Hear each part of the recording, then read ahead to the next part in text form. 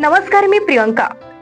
जुलै महिना पावसाचा, आषाढी वारीचा, श्रावण सरींचा, चिंब चिंब भिजण्याचा, वर्षातील 7वा महिना.